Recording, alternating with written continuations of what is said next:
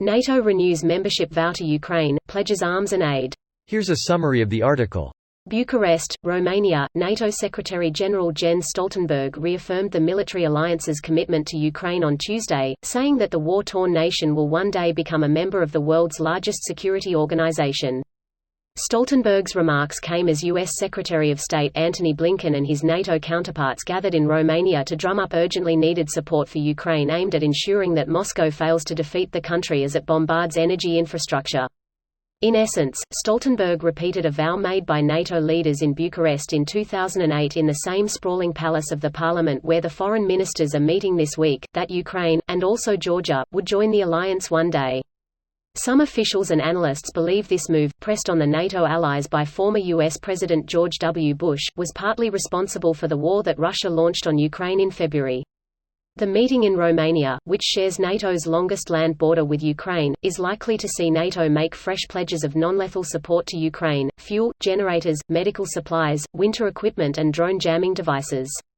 Advertisement. Individual allies are also likely to announce fresh supplies of military equipment for Ukraine, chiefly the air defense systems that Kyiv so desperately seeks to protect its skies, but NATO, as an organization, will not, to avoid being dragged into a wider war with nuclear-armed Russia.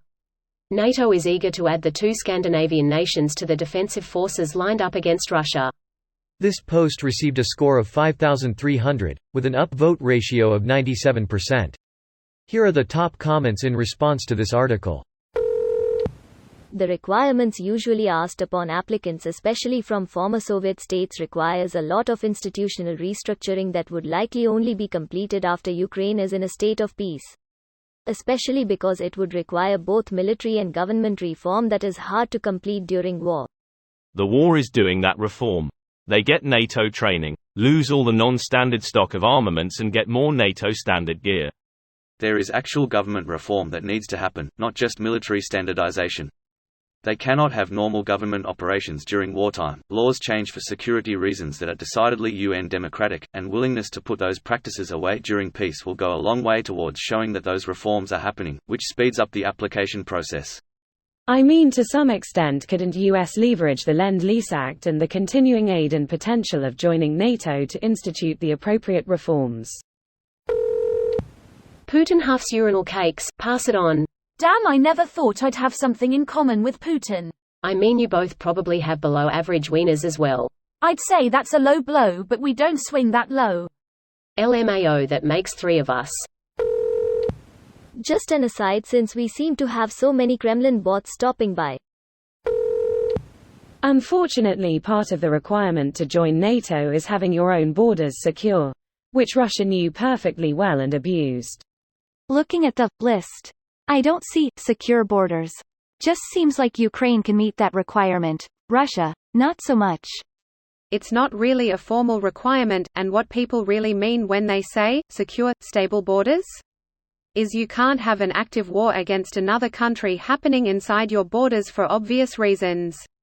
There are a lot of informal requirements and any member can set them because it takes a unanimous vote to confirm a new member. Turkey will probably try to stop that. Hungary is intent on doing so. Turkey is sorta kinda friendly, actually. Nominally, Hungarian problem is that Ukraine revised its legislation on secondary education and is no longer funding non-Ukrainian schools. You can learn your minority language and culture on state dime, but not e.g. chemistry in Hungarian. Sunday, private schools are fine. In reality, they're being assholes to every single one of its neighbors whose territory they perceive as Greater Hungary. Great words. Action. Action.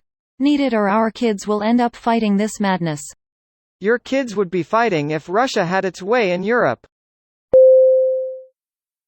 This video was automatically created by Reddit to speech.